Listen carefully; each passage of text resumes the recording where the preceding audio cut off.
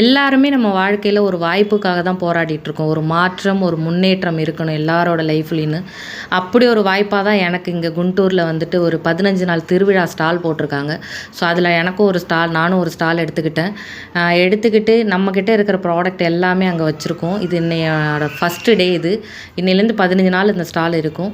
So first டேலே பார்த்தீங்கன்னா நல்ல வரவேற்பு இருந்தது. எனக்கு எல்லாருமே வந்து சாரீ, காஸ்மெட்டிக்ஸ் ஐட்டம், ட்ரெஸ்ஸு அந்த மாதிரி வச்சுருந்தாங்க. நம்ம வந்து ஆர்கானிக்காக வச்சப்போ எல்லாருக்குமே புதுசாக இருந்தது. என்ன இதுன்னு எல்லாரும் ஜனங்க கேட்குறது, நம்ம புதுசு புதுசாக ஜனங்களை பார்க்குறது, இது எல்லாமே நல்லா இருந்தது. நல்ல ஒரு எக்ஸ்பீரியன்ஸ்.